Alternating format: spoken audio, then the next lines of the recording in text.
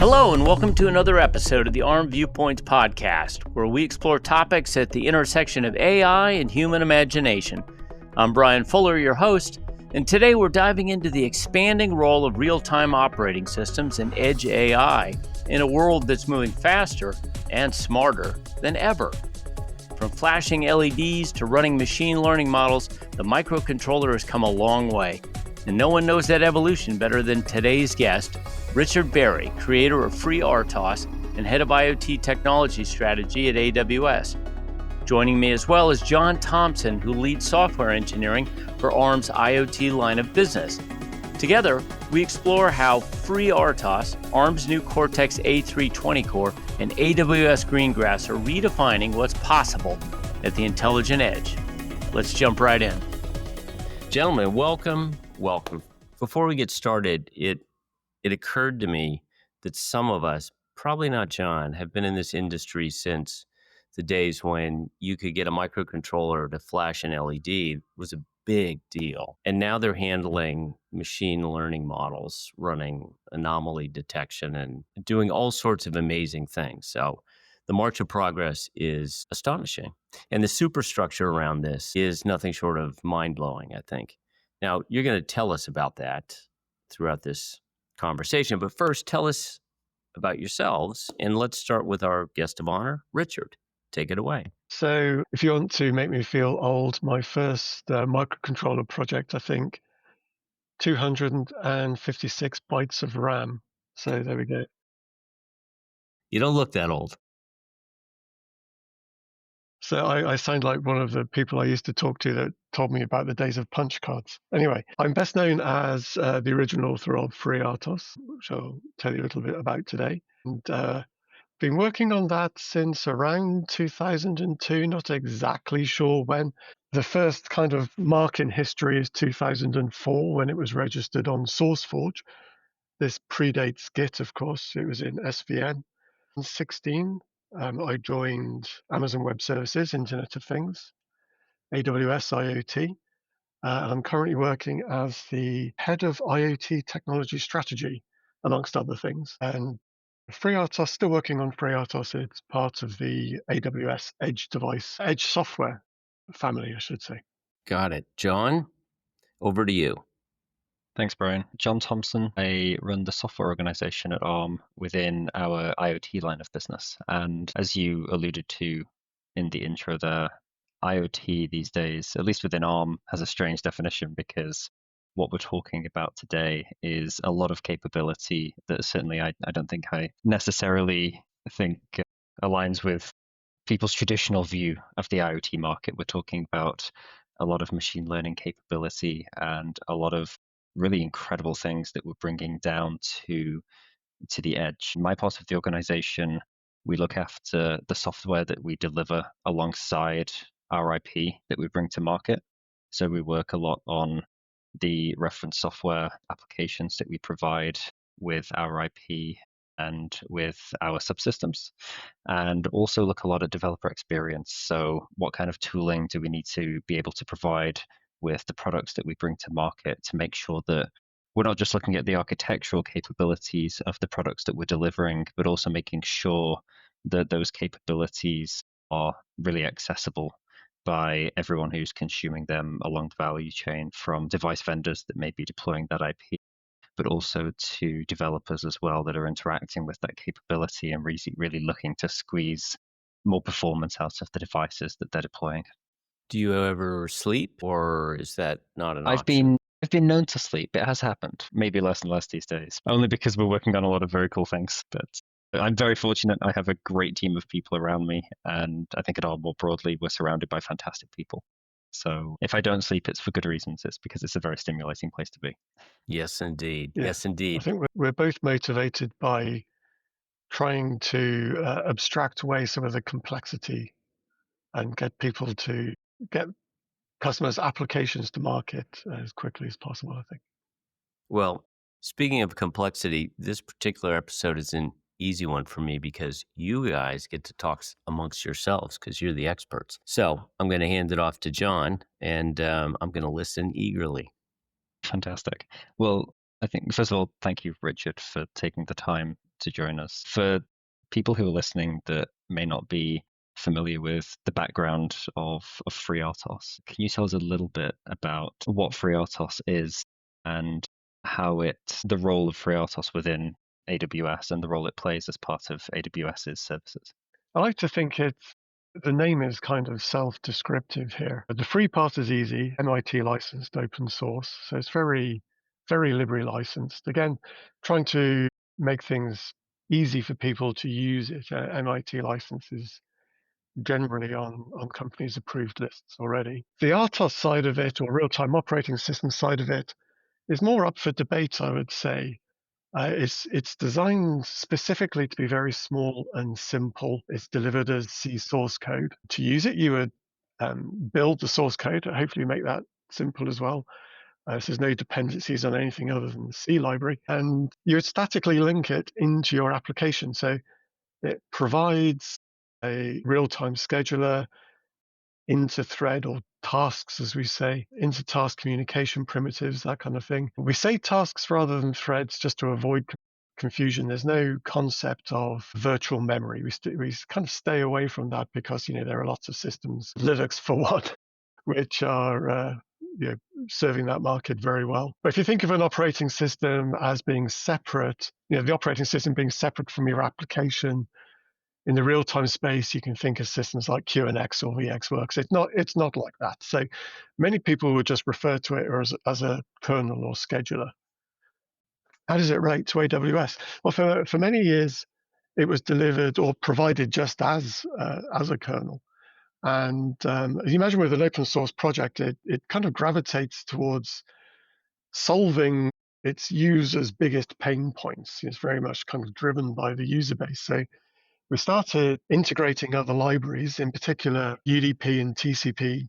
UDP kind of evolved into TCP that more recently is evolved into a dual IPv4-6 stack and multiple interfaces.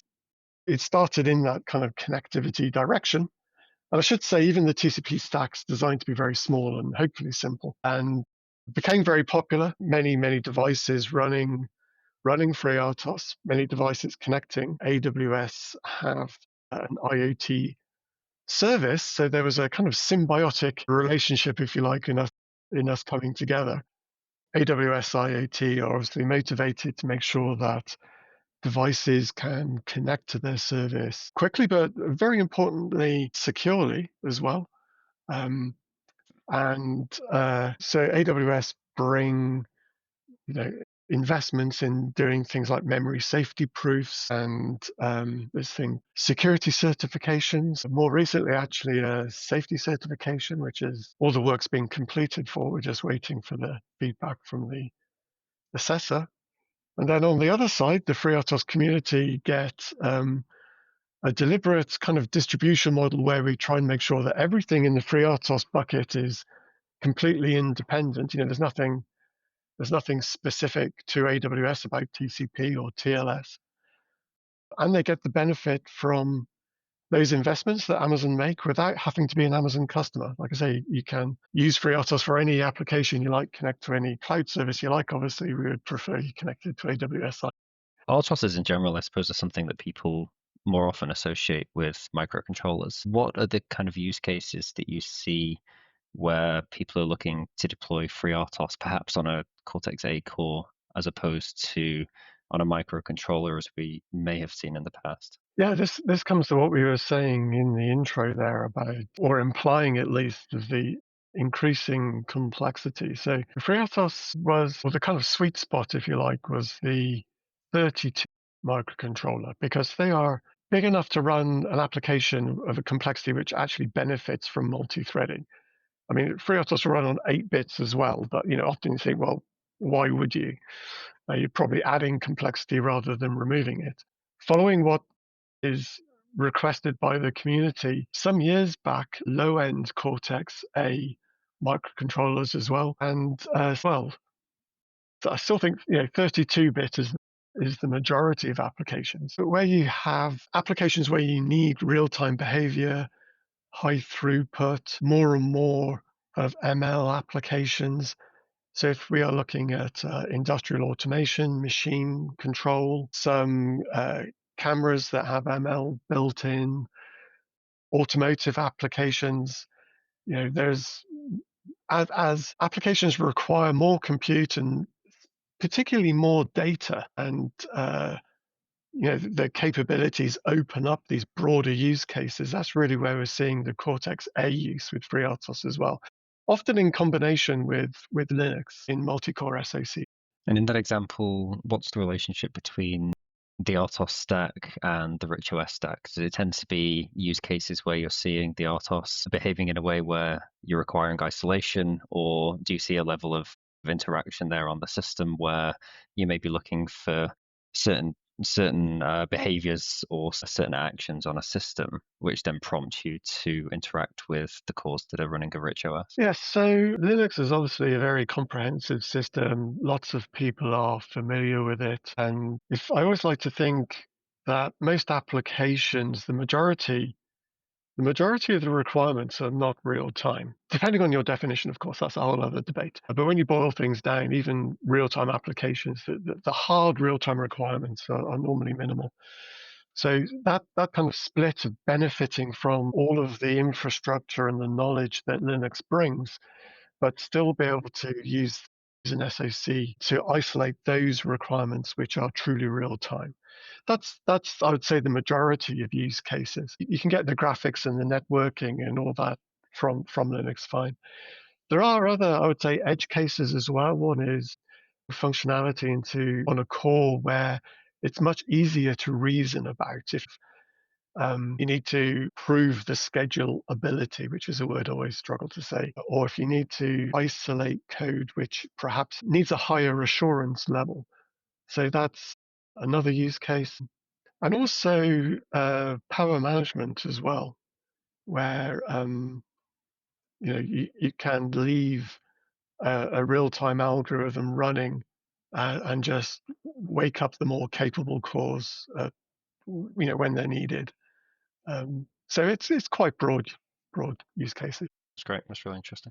On the topic then of looking at IoT use cases and IoT use cases becoming more capable, to bring in the A320, which is you can give me the correct terminology, which is the first. I believe the first ARM v9 architecture, which is specifically targeting IoT use cases, and how that kind of relates to what we are talking about here with real time, in particular, some of the security features which are now default on that core, and how that relates to IoT, especially where we have use cases with people have physical access to the devices. Yeah, it's really interesting. So Cortex A320 is our first V9 ultra efficiency core. And so it's been designed and optimized specifically to cater for edge AI use cases and IoT applications and markets that we see. And so from a performance perspective, we're seeing a really significant jump in machine learning performance. If we compare the A320 to what was our previous ultra efficiency core, the A35, in some cases we're seeing up to a 10 times increase in machine learning performance. Similarly, if we're looking at scalar vector performance, we're seeing roughly a 30% higher performance also against the A35. Both in terms of performance, but also in terms of energy efficiency, we're seeing a lot of gains. If you compare the A320 against the A520, for example, which is our high efficiency v9.2 CPU, in some cases we're seeing 50% more energy efficiency as well. The reason that we're able to achieve those uplifts is mainly due to the V9 architectural features that we're shipping in the A320. So it is a 64-bit architecture, and it'll be really interesting to understand some of the use cases that you see and how that pertains both to FreeRTOS and some of the other services that AWS provides. But to take a few examples, it provides native support for virtualization. So you can deploy hypervisors for industrial applications, for example. So that case that you just mentioned, where you may want to have the RTOS stack running on one core and then perhaps a Linux stack running on the other cores, either for power management or for different system configurations. It provides a huge amount of flexibility.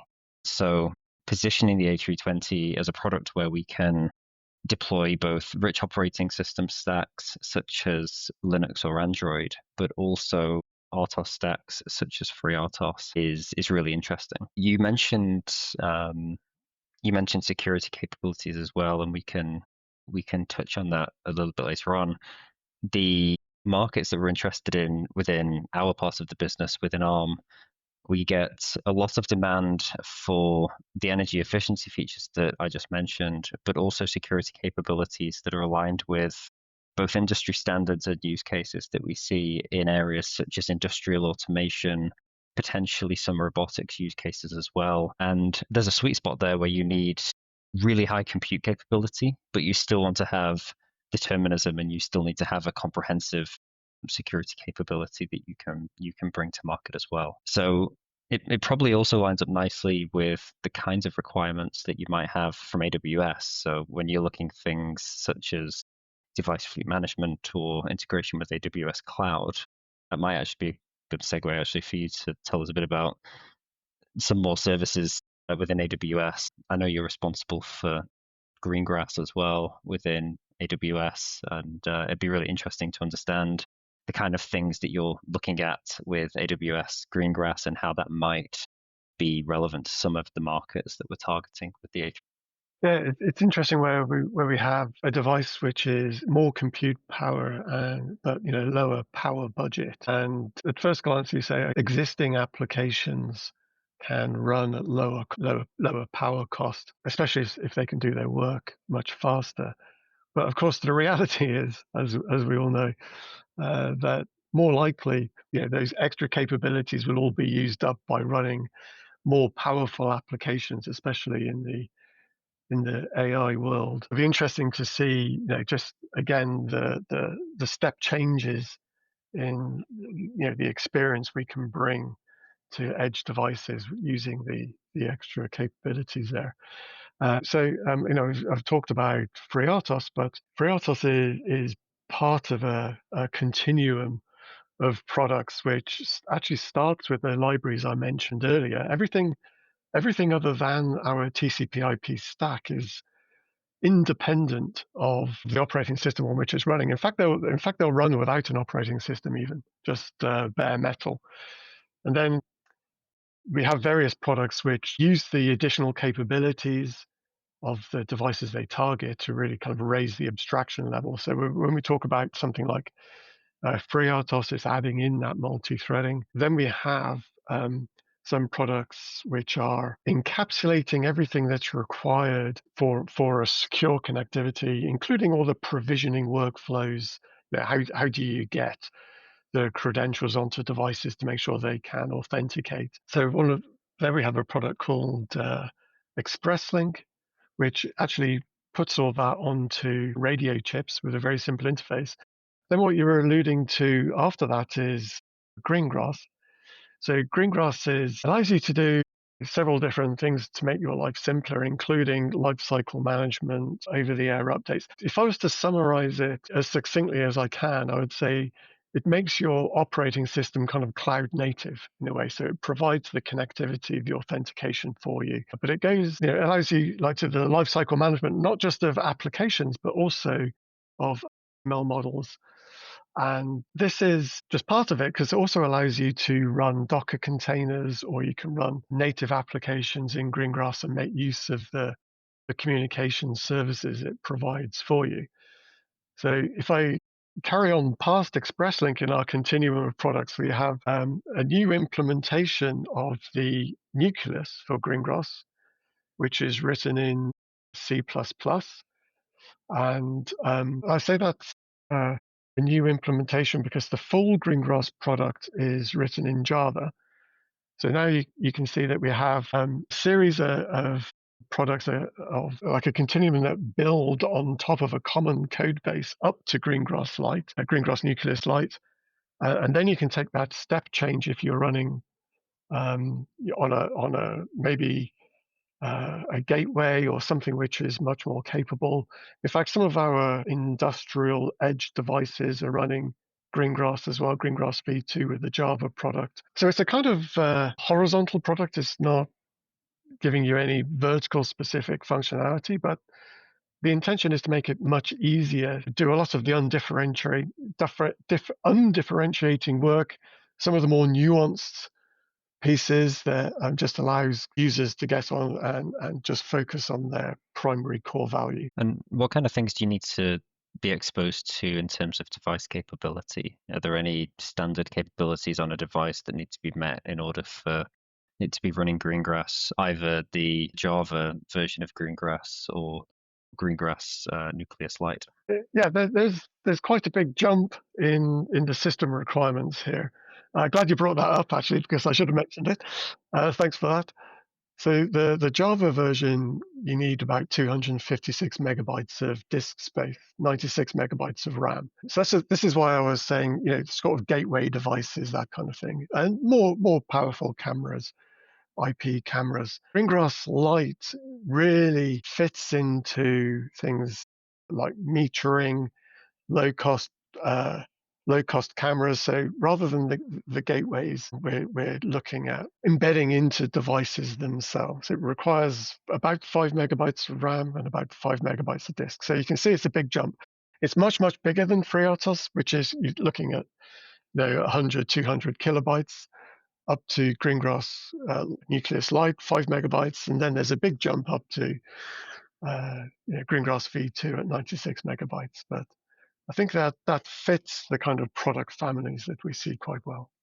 And do you see a similar set of use cases across those three, or do you have a pretty distinct separation between the use cases that you're seeing on FreeRTOS compared to Nucleus Lite and compared to Greengrass written in Java? Yes and no. I mean, even Greengrass V2 is built into end devices. I keep talking about gateways, but one of our biggest customers there is actually in an end device rather than a gateway. I would say there was more of a split in the personas of the developers that are using them. A lot of low-level device developers come more from a kind of electrical engineering background, and they are more likely to use something like FreeRTOS if you look at the same use case, more likely to use something like FreeRTOS, more familiar with building C code, configuring C code. Greengrass, the personas that would use Greengrass are more people that have grown up with applications programming, Linux proficiency, and are more familiar with the application level than they are perhaps at the hardware interfacing level, if that makes sense. That's really interesting. Does that change then how you expose that capability to the developers that are consuming those services, or do you present that in a consistent way? The way you would go about building a FreeRTOS application, well, because we have gone to some effort to make sure that it is not dependent on any particular build system, any particular compiler. It has to be a C compiler, don't get me wrong, but it doesn't matter the source of the C compiler. You can just go to GitHub, if you're familiar with that, and clone the libraries, or you can use something like Simsys Packs, or you can use even like package managers. Partners kind of deliver it in lots of different ways, but they all assume that you're happy to deal at that low level. To deploy Greengrass is more of a cloud first, if you like, in that you would go to the AWS console and configure in the console, and that would then create the package for you, help you deploy it more indirectly, I would say. It's more abstract. One of the things that we're looking at specifically with Cortex A320 as well is security. You mentioned security earlier, and of course, when you're deploying a diverse set of devices in a complex distributed system, and then you're connecting those devices both locally and into a cloud environment such as AWS, it's incredibly important that those devices are kept secure. Do you have any particular security requirements that you place on devices that are interacting with AWS Cloud? Yeah, so I would emphasize or expand that a little bit and say regulatory compliance in the IoT space is growingly complex as well. So we have like minimum requirements in that the TLS version you are using, everything is mutually authenticated. And then there are best practices which we document, but because we don't actually make the end devices, we can't enforce. For example, making sure that your security credentials are stored securely, are not exposed to the software and that kind of thing.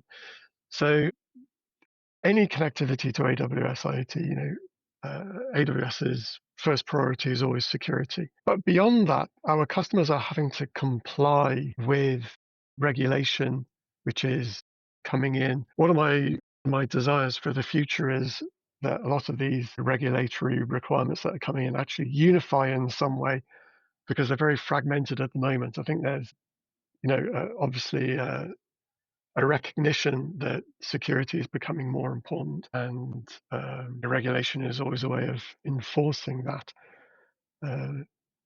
So helping customers comply with things like data residency, for example, is a huge thing. That's kind of, I suppose that isn't security, but I put it in the same bucket as regulatory. Well, it certainly still applies if you're looking at something such as EU CRA coming up, I suppose. Of course, we could do a whole other podcast on EU CRA. Maybe that's something to add to Brian's list for the future. Yeah, I think some of the things that the A320 provide, though, pointer authentication and this kind of thing, I think could be very interesting for Greengrass V2. I should say at the time of this conversation, we are bringing up Greengrass V2 and FreeRTOS on an ARM v9A. Still a work in progress, but both, as far as my investigation goes, both should just run as they are now. But then, like I say, to really alleviate customers from having to think about these things, some of the pointer authentication, which we've built into the Cortex-M in collaboration with ARM, I should say, good collaboration going on there. We can now bring into those Cortex-A applications as well. Very important, again, in IoT devices, if people have physical access to devices, then the threat vectors are much larger, and being able to detect things like people manipulating pointers, is it jump-orientated or return-orientated attacks and that kind of thing, to make use of the features that are in the ARM v9A. To trap these things without the customer having to think about it is again always helping the customer, I think. Yeah, and it's looking at the industries that we're targeting, specifically within the IoT business at ARM. In my view, it's non-negotiable. And of course, there are always two elements to this. You have the architectural capabilities that we're building into the IP. And I may be showing my bias here, but you also have to expose those capabilities in a way that they can be consumed. And so, of course, making sure that in addition to those things you mentioned, we are bringing in new architectural capabilities into the A320, such as pointer authentication, branch target identification as well, where you're essentially signing pointers to make sure that they're valid to prevent the kind of threat vectors that you were mentioning earlier. And both of these are examples of popular attack vectors that become far more difficult if those features are being implemented correctly. And previously, we hadn't seen this widely deployed in IoT edge devices. So I think the fact that it's natively supported in the architecture is a really important step forward. And in addition to us providing those architectural capabilities, of course, we also have to provide a base firmware stack that helps developers to make use of it as well. So not just with the Cortex A320, but also with the other IP that we bring to market, we make sure that that includes things such as the trusted firmware stack, which enables a secure boot flow, for example. We also provide an Opti implementation, which provides a runtime for things such as key storage and secure crypto. And I think the thing to really look at here is that these are all tools that can be used, and there's not one perfect picture. It depends on the implementation. It depends on the markets that our customers, that our partners going to market are looking to target. But at least providing that consistency with all of our IP. So in each of these cases, we're thinking not just about the architectural capabilities that are being delivered, but we're also thinking about how we expose those capabilities to consumers of that platform so that everyone can take advantage of them as well.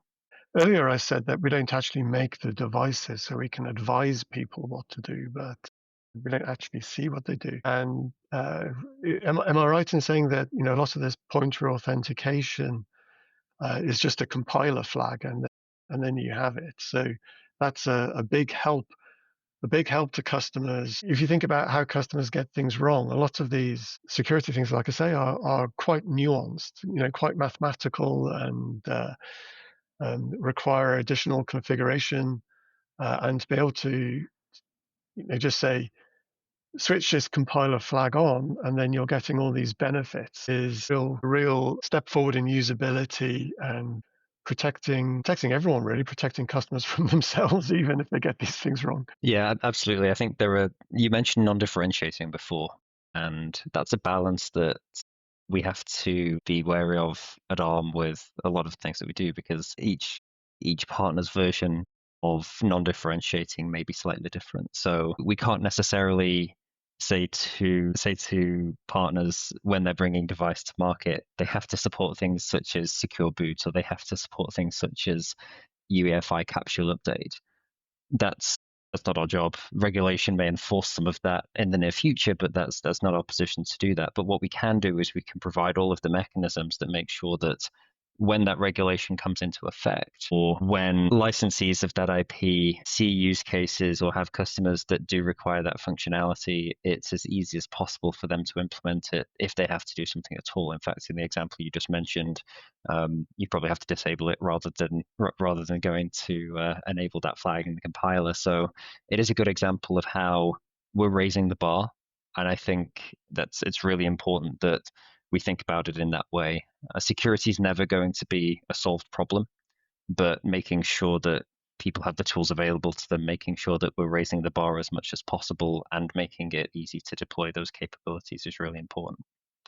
Yeah, it's all layered, isn't it? I mean, layered security and zero trust and all that. So anything that enables that. We spoke a bit during the intro about machine learning and AI. I am interested in understanding how Greengrass supports different machine learning capabilities as well, the kind of components that you see. I know you said earlier that you're providing a generic set of capabilities, but understanding how those are consumed and how those tie into some of the use cases that everyone in the industry at the moment is talking about would be really interesting to understand. Yeah, so it's kind of unopinionated again in a sense. So how you manage the orchestration of different models, especially if they are tuned to different immediate environments, by which I mean there's a cardinality problem in that if you are measuring vibration on a machine, then even the same machine in a different environment can have different characteristics. How solid is the floor, for example,